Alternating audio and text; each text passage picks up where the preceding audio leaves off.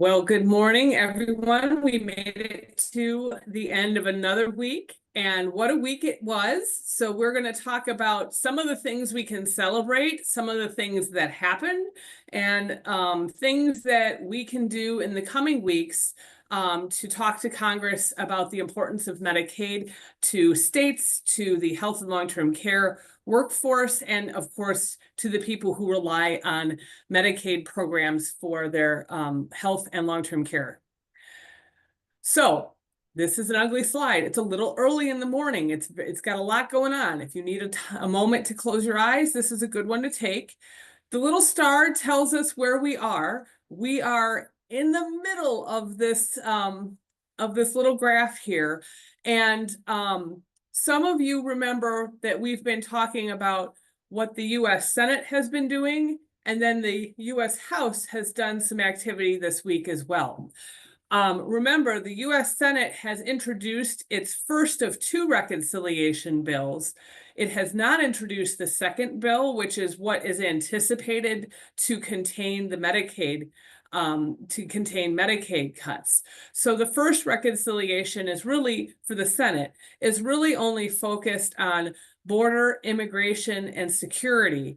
And it's a much smaller bill. Some folks have reported they've heard from senators, well, we're not making any cuts to Medicaid. That is technically true, not yet, because the bill that would do that, they have not introduced yet on the Senate side.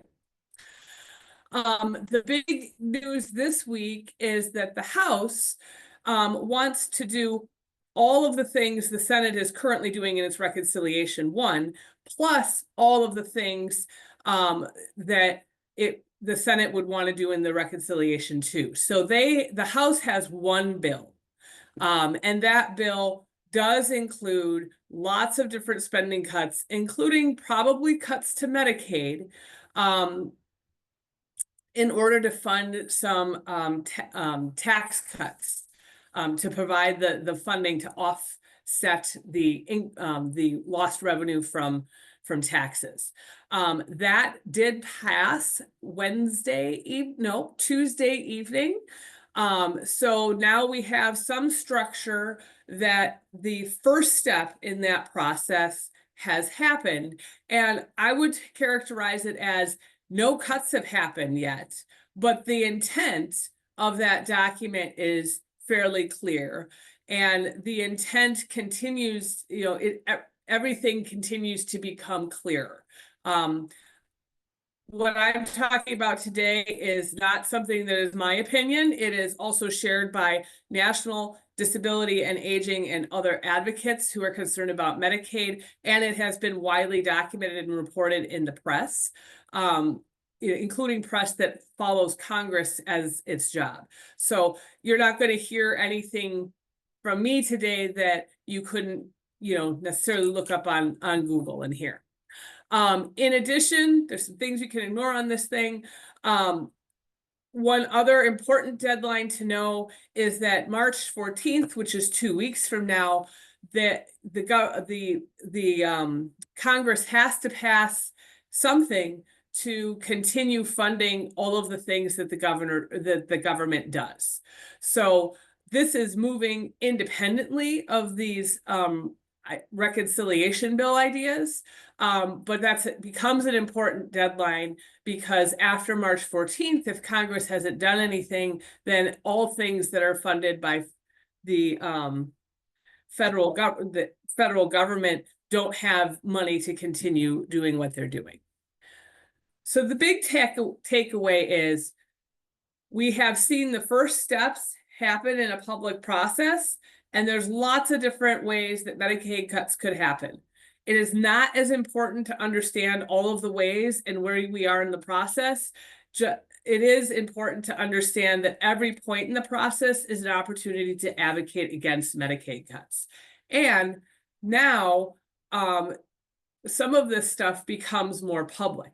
One of the things advocates have been told from lawmakers is, well, there aren't any details, or the word Medicaid doesn't appear in the document. or, you know, various ways to try and say, well, you kind of can't prove what we're doing yet because we haven't published everything that we're doing. That's going to become harder and harder for them because the next steps in the process are really about what are your ideas, what are you doing, and what kinds of cost savings or revenues do you think you are going to be able to achieve by doing those things? So the House Budget Resolution is a visionary document that commits the House of Representatives to a certain level of cutting, and it assigns various committees, legislative committees, responsibilities to find cuts, or in some cases, responsibilities to increase funding for certain things. And what happened on Tuesday is the House approved the overall spending cut target, which is $2 trillion, and it approved all of the amounts assigned to various committees to find ways to cut things to come up to $2 trillion. The committee that oversees Medicaid is the Energy and Commerce Committee. And that committee was assigned to find $880 billion in cuts. And if you look on this list, all of the committees here that are in black are committees that were assigned to find cuts. And all of the committees that are in red are areas where they are looking for funding increases. They are looking to do priorities that they need more money for. Of the 4 committees that are in red, the Armed Services, Homeland Security, and Judiciary committees are the committees that are trying to fund the same priorities as Senate Reconciliation Bill 1. You can see it's a much smaller number to fund those priorities. The red committee that says Ways and Means is the committee that oversees tax items. And you can see that that committee is looking for that $4.5 trillion in an increase to cover those tax breaks that have been proposed. Meanwhile, the committees in black are all committees that have been assigned find a way to cut the programs that are within your authority by a certain number. And you can see that Energy and Commerce, which covers Medicaid, has the highest number. It has at least $880 billion in cuts. And we'll get to what that committee covers in a moment. There are some other committees that might have some cuts in them that are important to people with disabilities.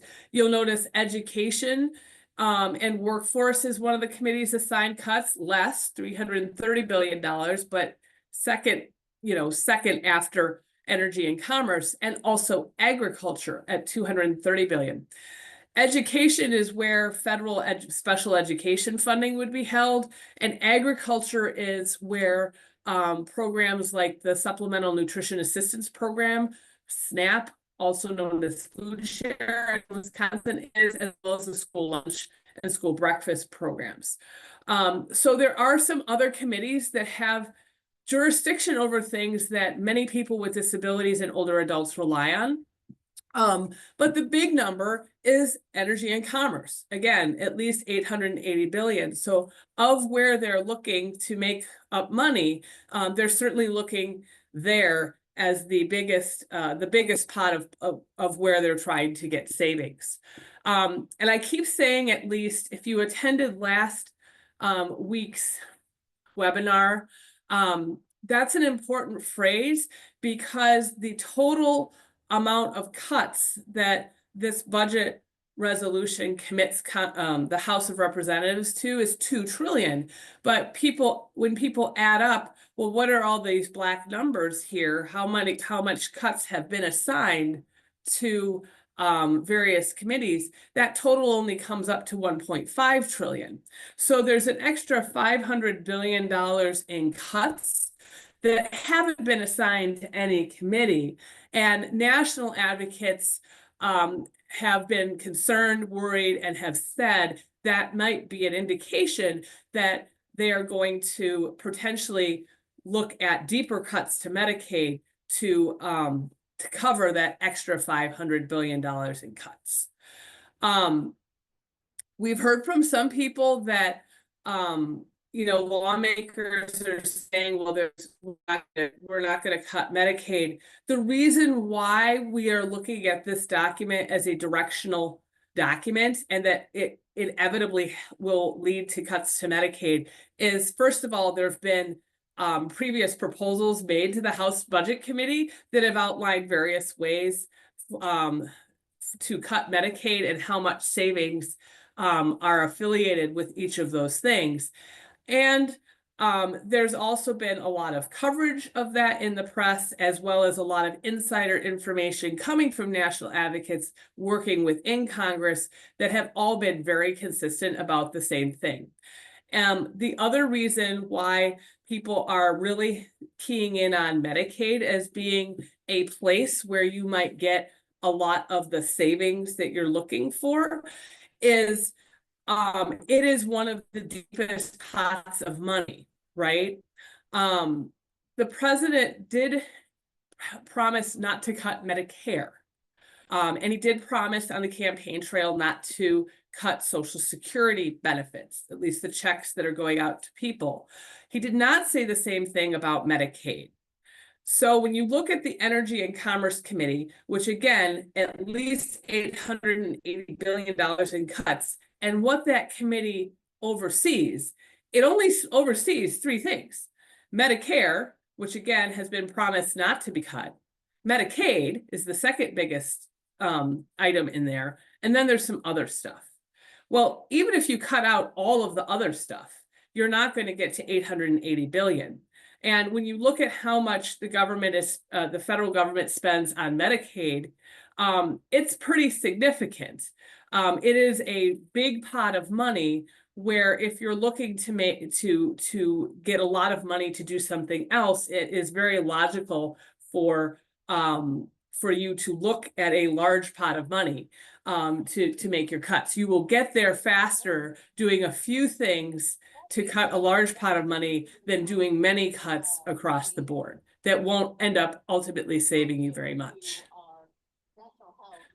Okay, so this budget resolution passed, and it's communicating an intent that is expected. Again, that is not new news. We've been talking about the potential for Medicaid cuts really since December. And the first step in this process is complete in the sense that the budget resolution starts the process.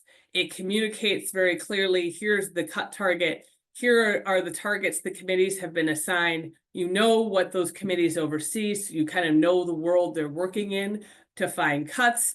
And now the committees have to decide what cuts to make and make those and write those details into legislation. So we're about to start seeing a much more public process. If you've got to write down what you're doing and how you're doing it in legislation, that does mean people have to be able to see it, which means we will understand exactly what kind of cuts they will make, and people will be able to analyze what those cuts mean, not only to states, but to people with disabilities and to the people who provide health and long-term care services and get paid to do those things.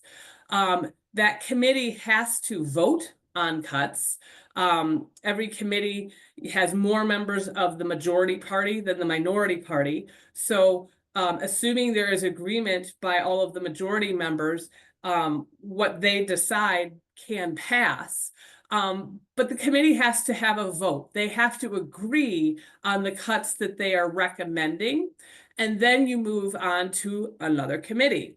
So all of those committees that are assigned to make cuts, I think there were 7, right, that all were in black. Those committees have to do the work to figure out what cuts they're making and how they're doing it. And then they have to pass those ideas, and then they refer it to the House Budget Committee. And the budget committee looks at all of the work the other committees have done, and they have to approve it. So there's another piece of the public process. Then whatever comes out of the budget committee, the entire House of Representatives has to agree to and pass. And this is an important place where advocates in March 2017 really did a lot of work, and it ended up delaying the passage of the ACA repeal bill by a couple months. That was really important time. Remember, we've said before, sometimes a delay is a victory in itself because it gives you more time to understand what those changes mean and to talk to a lot more people about them, and to have the other people think about whether or not those changes are a good or bad idea. And that 2 months of time really did buy advocates the ability to do that work and defeat the Affordable Care Act repeal bill by one vote in the Senate a few months later. So lots and lots of work and process to get to that point. And even if it passes the House, you know, whatever these cuts are, if there's agreement and the entire House of Representatives passes it, then the Senate and the House have to agree on the exact same language. So there's a lot of opportunity to talk about what is or isn't a good idea and how people will or won't be affected between now and then. It may not be a huge time frame. We're looking at, you know, over the next several weeks, but we've been doing this for a while now. And if there's anything Wisconsin advocates have proven, it's that we can get a lot of things done in a very short amount of time. So let's talk about the things that people have been doing. In the last couple of weeks, we have had our U.S. senators be in district. That was this week. Our U.S. senators were in district. And last week, which seems 1,000 years ago, but last week, our House of Representative members were in their districts. And some of them had town halls, and many of you and other advocates took advantage and went to those town halls to talk about Medicaid. And a lot of you made sure the press understood what you were interested in, and the press showed up, and there was a lot of coverage of town halls and what people were concerned about and were saying in districts across the state. I think we had 5 or 6 districts that had town halls, and people with concerns about Medicaid were at all of them. So these are just a couple of the articles that were posted after those meetings. And I think that when you read those articles, it's very clear that it is ordinary citizens who are showing up and talking about things that are really meaningful to them and their daily lives. And I think that's your power. Your power is in how you know these programs impact you and your family and the people around you, or if you are a provider agency, you know, how your work impacts the people you serve and the greater community. Those are the stories that are getting coverage and that are really moving minds. We have a few more stories here. You can see that some of these are kind of big publications. Some of them are smaller, but all of them are talking about Medicaid. And we have some people who are individuals who are family members, and also some providers that are you know, driving the conversation about Medicaid and what those dollars mean in people's lives.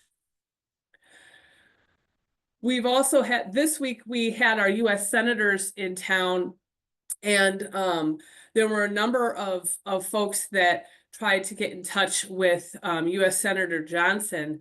And I have posted the quote here that came out of that office. I think people are really interested in talking about Medicaid and really wanting lawmakers to understand how important it is. And lawmakers across the country have been hearing about Medicaid from constituents at town halls. And sometimes they haven't liked what they've heard, or they haven't expected how many people would show up. And, their town halls have not been as friendly as they have been used to having in the past. So there has been a kind of a shift now. And actually, party leaders are saying, maybe just don't do the town halls anymore, because folks have been very effective at them.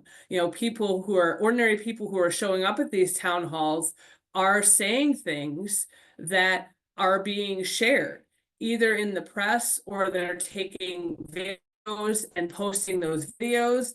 And, lawmakers are a little uncomfortable by what's being said and how they're looking.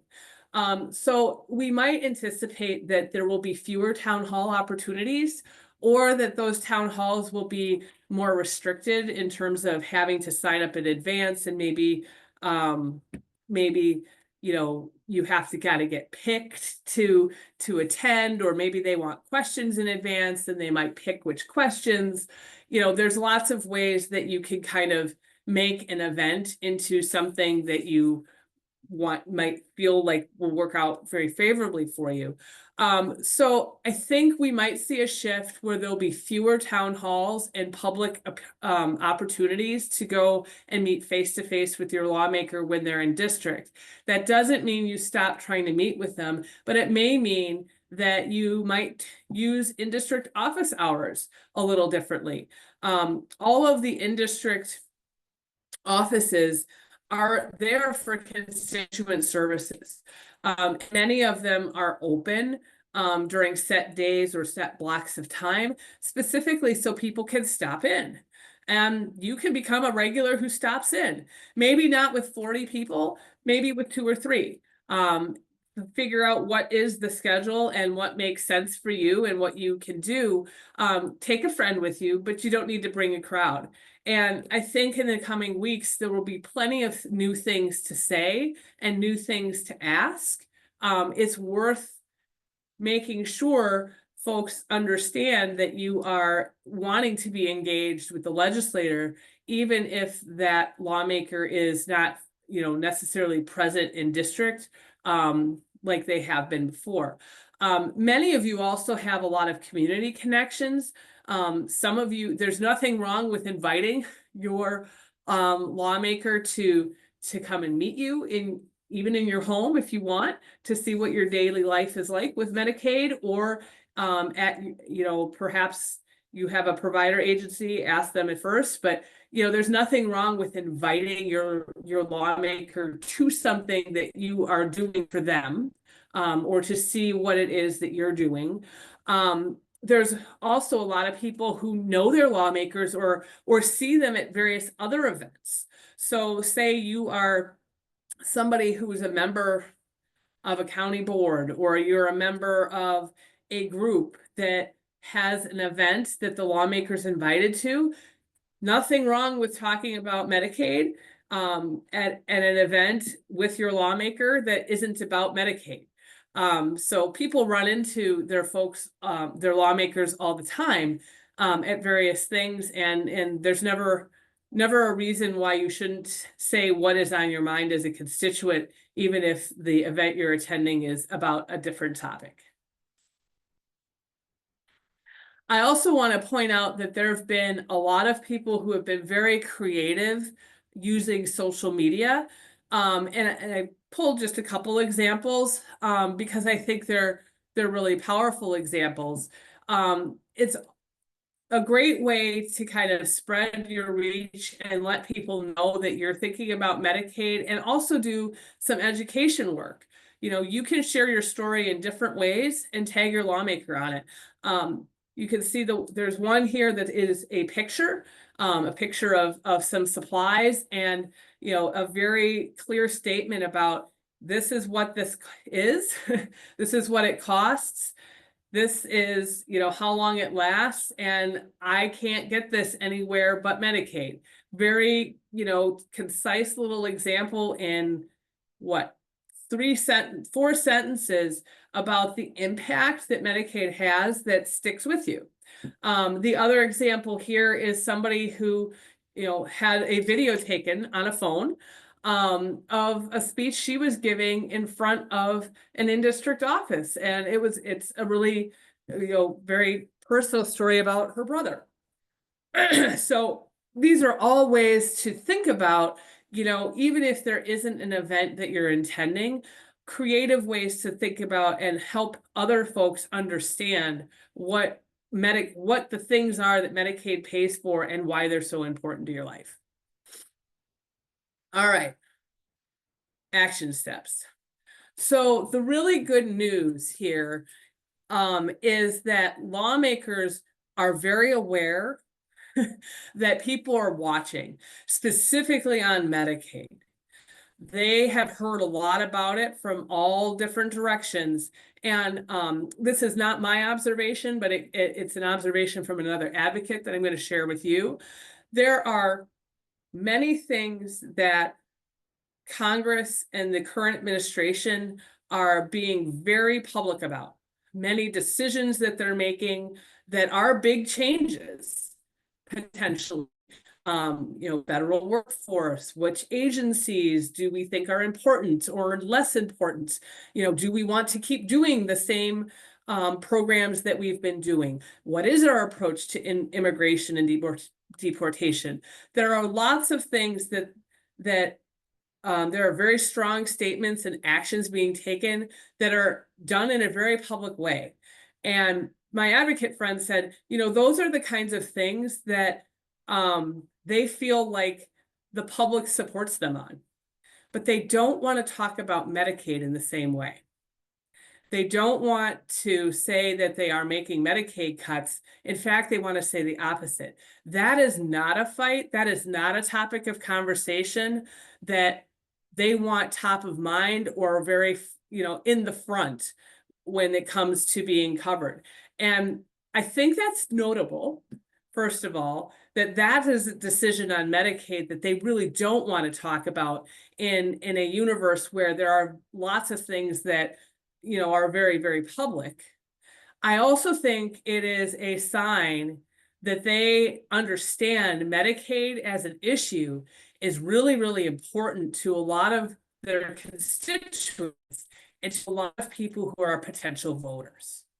So Medicaid is an issue, and because you have made it an issue doesn't mean they want to have it be out in the public. They may not want scrutiny over what kinds of changes do I want to make to Medicaid, but the work of the last 6 weeks from ordinary people has made it an issue that they can't not talk about.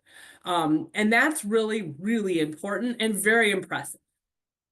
So lawmakers are starting to change their messaging and their response to constituents because they don't want people to feel or to believe that Medicaid cuts are happening or that the changes that they're proposing will in fact result in Medicaid cuts. And there's some messages to constituents that are partially true, but they don't tell the whole story. And we're going to go through some of the things that people have been saying their lawmakers are responding to just kind of break that down a little bit. But first, just after the budget resolution passed on Tuesday, the very next day, the Speaker of the House had to change the conversation. There was so much pushback and questions about Medicaid cuts. And the House of Representatives, even though they just passed a budget resolution that requires at least $880 billion in cuts from the committee that covers Medicaid, they heard so much about Medicaid that they started saying, well, maybe we won't cut Medicaid as much, or we're not going to cut Medicaid. And those folks that do math I don't see that there's a way that you can't cut Medicaid with what you just passed. But anyway, the Speaker Johnson publicly, and this was published, so there's a little link there, and we got the quote here, said, well, we're not going to cut Medicaid in these two ways, per capita caps or reducing the amount of federal money that goes to states. And that's a big deal because as soon as somebody says, we're not going to do this and this, that means you, the constituent, can hold them accountable to those promises. It's also a big deal because per capita caps in 2017 were part of that bill, right up to the final moment when there was a no vote. So that means that they've heard enough from people worried about big and deepening cuts from per capita caps that would continue far into the future. And they've heard enough about the harm that would, do to states, that they're taking that idea, which was part of the 2017 bill, off the table before they even get started, at least publicly in the press. I mean, you and I both know that sometimes we hear things that lawmakers say, and sometimes those promises are kept, or sometimes they change, sometimes they're partially kept, sometimes they're not kept at all. But it is a big deal to have 2 out of the 6 main ideas for Medicaid cuts be publicly saying, nope, we're not going to do those things. You will notice the second sentence there has a couple of key phrases: finding efficiencies and who rightly deserves the benefit. So we're going to parse some of that language to kind of read some tea leaves. But I think it is worthwhile and noteworthy that there's so much interest in Medicaid cuts and what are you going to do, that they are trying to figure out a way to make those cuts using ideas that are less obvious. It's also important to know what wasn't said in that statement. There was no promise not to do Medicaid cuts. There was a promise not to do per capita caps or reduce the federal matching rate to states. There was no adjustment to the level of cuts because that is passed already in the budget resolution. There was no promise that whatever the changes are, it wouldn't result in increased costs to states. And there was no promise that the same people who are using Medicaid now would be guaranteed to be able to continue using it. There was no promise about, well, we're not going to make it harder to get in or to stay in, and we're not going to make it harder to get paid by Medicaid. Those types of things. And I think those are some important clues for us as the weeks, as we continue to learn what are the actual proposals in the coming weeks. Just as a refresher, this is the kind of summary of the 6 main ideas that have been talked about since since December of 2024. These are kind of the ideas that have been constantly talked about and have been published in the menu of cut ideas that the House Budget Committee has already been talking about in January. I've grayed out the 2 ideas that Speaker Johnson said we're not doing those, and that leaves 4 things left. The 4th thing there, law changes to make it easier for states to reduce their Medicaid programs or keep people out of Medicaid programs. I think that is going to be a place where we might have to focus. In December, national advocates were actually very concerned that some of the ways that you might look to save money in Medicaid, save money as in spend less federal dollars, might be because there are some changes to laws or things like work requirements or extra process that makes it harder for people to get in or stay into Medicaid, or takes a lot of time so that people who are eligible, they might eventually get in, but they have to spend a lot of time waiting before they are approved. And certainly some of the language that we're hearing about fraud, waste, and abuse and other things leads us to believe that maybe that is a place where Congress might focus. I think all of the things that are left on this list are make changes in ways that are harder for people to see and understand. Like it's not as clear, you know, what the cause and the effect will be. But there are estimates the Congressional Budget Office has done for each of these ideas and how much federal money will be saved if you do them. So they're very clearly ideas that would cut Medicaid spending, and reducing Medicaid spending means somebody isn't getting paid for the same kind of work, or we're not serving the same number of people, or we're not serving the same number of people in the same ways. So some of the responses that folks have gotten from, and I'm taking the language as it has been written in letters back to people, has some language that I just want us to key in on.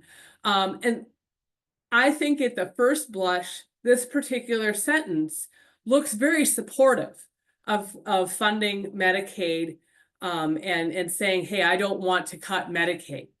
But the phrase legally entitled does call into question, well, everybody who's using Medicaid now is legally entitled to use it. So what does that phrase really mean? National advocates have been concerned that maybe the federal law might change who is actually allowed to use Medicaid. And they can change who must be covered. They can change who can't be covered, and they can change what you need to do to prove that you can be covered. So there's a lot in that little 2 words that makes you kind of wonder, well, this doesn't it kind of says it's supportive of Medicaid, but it also doesn't necessarily say that you're supportive of everybody in Medicaid now continuing to have the same program as it is now. This is another response that has been fairly common, trying to talk about that the budget resolution doesn't make cuts. That's actually partially true. The budget resolution is not the same as a final budget bill. And I think we've talked a lot about that already, but the resolution is really setting what level of cuts are we doing and which committees do we assign the level of cuts. And of course, you know what's in the committees and you know what's the biggest spending pots, and you kind of know what the ideas are that they've already been considering. So there's a lot of reason to believe that Medicaid cuts are a place that they will go, and that has been very consistent over the last several months. But this is correct in the sense that there are not specific cuts in a resolution. Just because Medicaid or special education or, you know, food share isn't mentioned in the resolution doesn't mean that the committees that oversee those things that have been assigned to make cuts in those areas aren't going to make cuts, right? Another thing that people who have been hearing fairly consistently is, oh no, we support Medicaid for people, you know, as long as people are working or some version of that. And in the last set webinars, we've talked about specifically work requirements. There are other ideas about, you know, more things that people have to do to either get into Medicaid or prove that they've done so that they can keep getting Medicaid. Work requirements is one of those things where people would have to either prove that they're working or prove that they're exempt from working and consistently over time, like maybe monthly or however, whatever the frequency is, to stay eligible to receive Medicaid. There is this cost savings associated with these ideas, because it's very clear that people often miss deadlines or make mistakes on paperwork, and it often causes people to lose their coverage, or it becomes such a barrier or hard for people to do that eligible people end up not applying for Medicaid.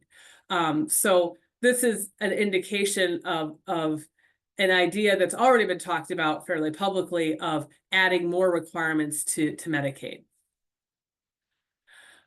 We've also been hearing about fraud, waste, and abuse in Medicaid as a talking point from lawmakers for some time. The estimates of how much fraud, waste, and abuse, at least estimates as said by lawmakers, keeps going up. At first, it was like several $billions, then 50 billion, and now we're at hundreds of billions of dollars of waste, fraud, and abuse in Medicaid. And there's a reason for this statement. I think the implication is that there's enough fraud, waste, and abuse that if we only did that, if we stopped that, then we wouldn't have to cut anybody's benefits because we have all of this, stuff that shouldn't be happening anyway. I think we're going to dig into that a little more in the coming weeks, but for folks to know, there actually is a lot of tracking, both at the state level to prevent fraud, waste, and abuse. And then at the federal level, after the state has sent its reimbursements and up to the federal level for payment, there's another layer of scrutiny. And most of the payments that Medicaid makes are actually correct. There are some things that aren't perfect. There's not a zero occurrence of fraud, waste, and abuse. But fraud is a very different thing than waste or abuse. Fraud is you have intent, it's a criminal act, intent to do it. Waste and abuse are subjective, and most of what happens in terms of things that are kind of like not quite right are none of those things. They're improper payments, either underpayments or overpayments, or somebody made a mistake on paperwork. That is most of the things that kind of get scooped into that larger category. There really isn't a number that would, there isn't anything I am aware of that would support that there are hundreds of billions of fraud, waste, and abuse dollars, but that is a comment that lawmakers are now starting to say. It's also unknown, like if you are looking for fraud, waste, and abuse, there's a lot of questions about, well, what are you looking for? There's certain kinds of payments, how many are flagged, delayed, stopped. To get to hundreds of billions of dollars, there's quite a bit of activity that you need to be scrutinizing in a different way. And all of those things could lead to people either getting delayed in payment or not being paid. And that is a way you save money, right? So lots of people are also talking about full voicemails, full emails, not responses, those types of things. We've kind of gone the town hall route, or at least a lot of people have. It's important to remember you have 2 U.S. senators that represent the entire state of Wisconsin. And it's always appropriate for you to contact those people about your Medicaid concerns. If you're having trouble also getting a hold of your congressional representative, you may want to flag it for your U.S. senators, because the entire Wisconsin congressional delegation, the 2 U.S. senators and the 8 congressional representatives, really are the voice of Wisconsin in Congress. So it's important for folks to know, that group of people to know and to work together to really make sure that the voices of people in the state are being represented there. You can also, make sure that you're connecting with the local media. The local media really does put a lot of stock into, local people and local impact and what kinds of things are a worry to them. You've seen some stories already covering, individuals just like you who are talking about Medicaid. And this is also an appropriate place to say, like, look, I'm reaching out to you because I'm trying to reach out to my lawmakers and I'm not getting a response. That is certainly a statement that you can say to the press. Senator Baldwin does have, and I have a URL here, a place for people to share their stories, and you can see that she's actually asking, hey, can I use this? Can I if you share something with me, can I use it in these ways? Can I use it in a floor speech or a committee hearing, or when I'm doing interviews and other things? So this is, again, a lot of you already have your Medicaid Matters to Me. You've told your Medicaid story. You've probably told it several times.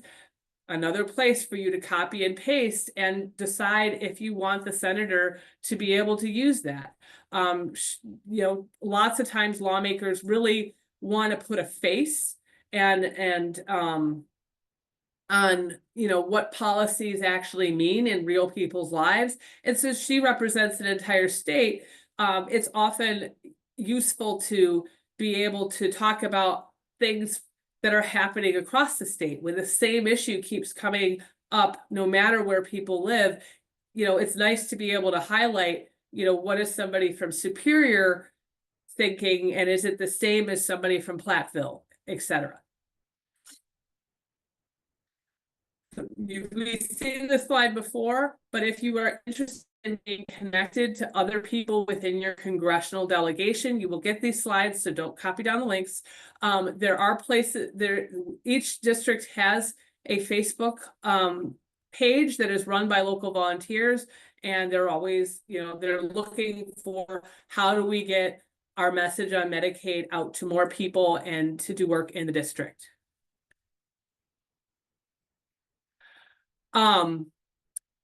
This week, the larger state Medicaid coalition released a new fact sheet. And this fact sheet is all coming from Department of Health Services data. And it's really intended to show how many people in every county are in a Medicaid program and how many Medicaid dollars go into those counties and how many businesses get paid by those Medicaid dollars. It's a pretty impactful map. You can access the full fact sheet online and share it, et cetera. You can print this off and use it and when you're meeting with lawmakers or legislators or, you know, the press or anyone else who has an interest in Medicaid. It's a lot of money. It's a lot of providers. $11 billion is going into almost 40,000 Wisconsin businesses that are providing health and long-term care, both in home and in nursing homes. And you can see that in some counties, there are a lot more people who are on Medicaid, but no county has no people on Medicaid. And most counties have about 23% of the folks in their county rely on Medicaid for health and long-term care. This is the back end of the fact sheet, because a lot of times legislators and others know where they live or where they represent. So they'll flip it over and they'll go, okay, I represent these counties. And, you know, it's kind of a different way to display the same information. This is helpful to help them understand the overall economic impact. You could talk to them about your personal impact or the impact on your business, but this is an extra piece to say, it's not just me. It really makes a big difference. Even, you know, even if your focus and what you care about is not the individual, certainly Medicaid has a big economic footprint and is a big driver in whether or not many areas still have access to health or long-term care. Another thing to think about as action steps, a lot of you have already, you know, talked about what Medicaid means to you. It might be time to kind of make a diary, kind of make a list and go, okay, I wake up in the morning, what time is it? Think about every way that Medicaid touches your life and how often it does that. There are a lot of people that we know who have daily care needs, whether it's prescriptions or they need a personal care worker to help them get up out of bed in the morning and toilet and eat and all of those things. Like, it really sometimes is very impactful to think through and itemize all of the things that happen on a daily basis that are being paid for and covered by Medicaid. There are often things that don't happen every day, but they might happen routinely. And those are also important. Then the reason we're suggesting on doing this is because it's a different visual impact. It's very granular. It's kind of thinking back to that image that you that I shared earlier with all of the supplies, and there were 4 sentences about, you know, what those supplies were used for and how often they were needed and how much they cost and that they couldn't find it anywhere but Medicaid. there are lots of people who have very complex stories, and lawmakers just don't understand the depth of the things that people need that are covered by Medicaid. And it's a good way to be able to say, like, look, if anything changed, here's what would be missing from my life. The same thing can be done for providers, a little bit bigger scope, but I think it is important for legislators to actually understand how Medicaid fits into your business's operating revenue. Like your doors staying open, choosing who you are serving. You know, do you have an area where if you lost all of your Medicaid revenue, you'd be able to keep your doors open? You'd be able to serve the same people. You know, do you have a big enough private pay market where you could replace people who are on Medicaid? The answer to most of those questions, by the way, is no. But I think for a lot of lawmakers who are not business operators, who are not hiring workers, who are not figuring out how to make payroll and do those things, this is the kind of level of detail that is a very different way of talking about Medicaid, but true and very impactful. State lawmakers are making a difference too. We were starting to hear back from some lawmakers. This is a response that seems to be fairly standard from some. Remember that we've had some lawmakers who have put a strongly worded letter and sent it to congressional representatives already. And some people have said, hey, hey, lawmaker, you weren't signed on. Could you do that too? And this is an example of the responses people are getting. It's really important for you to know that nobody is helpless or in any way able to do nothing. Everybody can do something, and that includes you, but it also includes your lawmakers. It's too late to prevent cuts if they act after they happen. And certainly other states, lawmakers from both sides of the aisle have been elevating their concerns as lawmakers, but also concerns that they're hearing from constituents about Medicaid cuts to their congressional delegations. This is an example from our neighbors in Minnesota.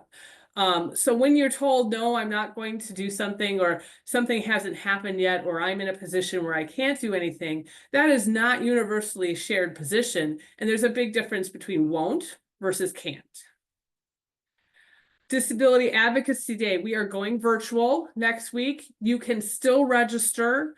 Everybody who registers will get emails to participate, and you'll meet with your state senator and state representative. This is a great opportunity to talk about Medicaid. Registration does not close until midnight tonight, so last chance to register there. And our friends at the ARC Wisconsin have created a call log. So lots of you have been doing stuff, and there's no gold star board yet, but you can use this as your gold star board. Keep track of who you've talked to and when you talk to them, and fill up your sheet. You can post your sheet if you want to show people what you've been doing. But we're now at the place where we know this is going to be probably going on for many weeks. So it can be useful to kind of keep a record of where you've been and when do you need to recall, and when do you need to make the next contact. And at this point, I am going to end and see if we have any time for questions. I think one question there was if these cuts